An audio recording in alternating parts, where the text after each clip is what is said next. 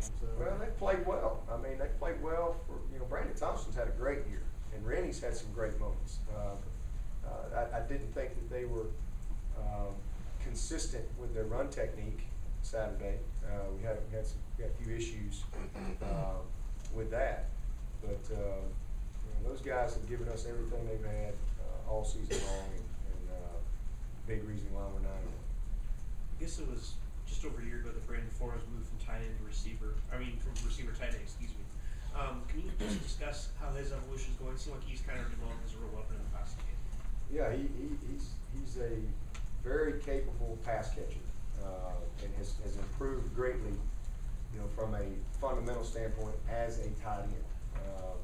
Still a work in progress. I think that he's a guy that next year is even going to be better.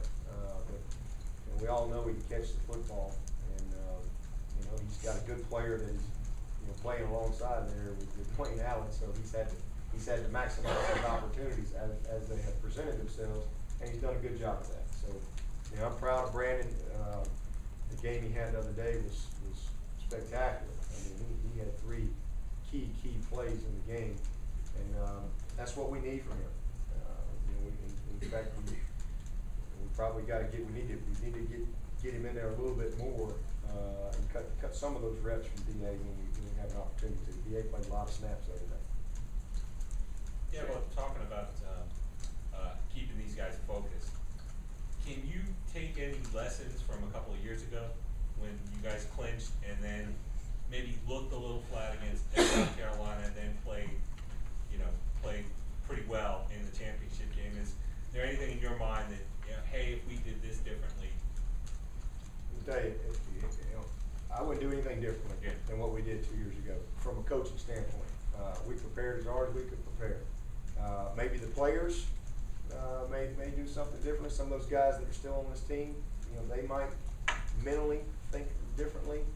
But from a coaching standpoint, we put everything we had into every single game, and prepared as hard as we could. This game is not complicated. It's not. We go down to Columbia that year and turn a kick, and then our best player doesn't play the rest of the game. He's hurt, and then we go in for another score and we fumble the ball, and next thing you know, then you get another turnover. You turn the ball over against good teams, and listen, that was a team that at their place that's hard to win in that kind of environment when you're putting the ball on the ground.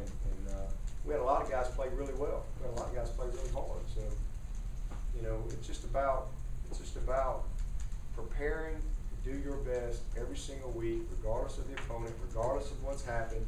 It's like I told our team. I'm a big basketball guy. I love Michael Jordan. Michael Jordan to me was just the epitome of a competitor. And every time Michael Jordan showed up, he didn't play 12 games. He played 82 games and then some. And every time Michael Jordan showed up to an arena, it was packed. Didn't matter if that team hadn't won a game all year. When Michael Jordan came to town, it was packed. And guess what? He got the best effort that he could possibly get from that opponent when he came to town. And he was expected to be the best player on the court every game. And so, this guy was so mentally strong and focused on being the best and not being satisfied and trying to get better and better and better. That's what and Jerry Rice is another guy I would say like that from a football standpoint. And there's other guys. And so that's, to me, is what that's the mentality you should have as a team. Especially when you're a top 10 team. And when you're Clemson. Listen, when Clemson comes to town, you're going to get the best. And people expect the best. And when you're a top 10 team, that's just the way it is. So you've got to be ready to perform at the highest level every single week, regardless of what's happened in the past, regardless of what's coming your way in the future. If you don't, then you'll never be the consistent player and consistent team that you're capable of being. And every individual has to make the decision to mentally prepare the right way. Do you think there's any benefit, though, that you got a lot of guys in the roster who went through the championship experience Sure, absolutely. I mean, just like you know, our season last year, I think has benefited us greatly this year. Having been in all those close games that we had last year, and some tough losses and tough adversity, that mental toughness that came from that is a big reason why we are 9-1 right now. It's a big reason why we have the leadership on this football team that we have right now. Simple as that. So absolutely, you know, players as they mature, you know, they draw on all their past experiences, and you learn from everything, good and bad. So we got a lot of guys on this team that were half our team wasn't here 2 years ago, but the guys that work here certainly they know what it's all about. They've been there, but you know, that should help them. Not having to do with the game, but should help them from just a preparation standpoint. Coach, how has Cody Sensabaugh developed from a late addition to a solid starter for you? Well, he's gone from a guy we took on signing day to an NFL prospect. I mean, the scouts really like Cody. I mean, he's a guy that, and he's improved each year. He's been a work in progress for 5 years, and he's very conscientious. Football's important to him. He wants to be a great player, and I'm really proud of him. He had a lot of limitations when he got here, physically in particular, very small, and he has worked his tail off to develop physically and to develop as a player. And I mean, you know, this guy Gibbons had 2 catches for 16 yards the other day, and a big reason why is because Cody Sensabaugh is in his grill and playing great technique. And Cody's done that all year long. He's gotten better and better and better. And again, he's gonna have a real chance, and he's had some very good players that he's learned from and had to back up for most of his career. So I'm very proud of Cody. He'll be a captain for us this week, and you know, I'm just really excited about how he's finishing his Clemson career and the opportunity that he's going to have a chance, you know, to play after Clemson. So really key player for us this year. Does it mean anything to the guys, the wide receivers maybe, or maybe even the defensive backs on your team to go against a team that has a guy who's #1 in the nation at something, in this case interceptions? I mean, just that maybe that extra R. Sure, you know? absolutely. You know, you're a competitor, and you know, you go against somebody who's considered the best at something, or one of the best. Absolutely. You know, it's a challenge. It's a big challenge. So, you know, Emerson is. If I'm the quarterback, I know I'm going up against a team that's done a good job of picking the ball off. You know, to me, that's a challenge. That's a challenge, and you should relish that opportunity to go compete against a team that's one of the best out there. How much concern is playing without Fulton Price this week? I mean, we were talking with Chad yesterday, and he said that you're going to move Brand over, even the guard plays, been a little bit soft. Now you're digging a little deeper into that.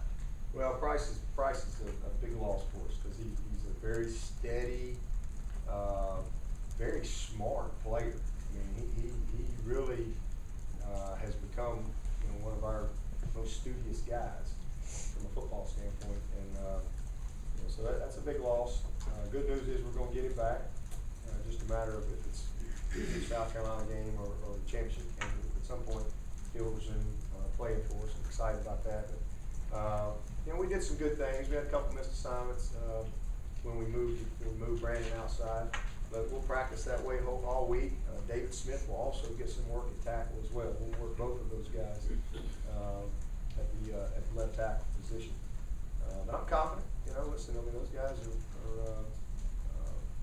you know, competitors, and they're going to practice hard this week. We're going to push them, and you know, we've got to perform a little bit better than we did this past week in some critical situations, that's for sure. But our offensive line has you know, played a lot of snaps. You know, we played a lot of snaps, and Brandon Thomas has given us some flexibility.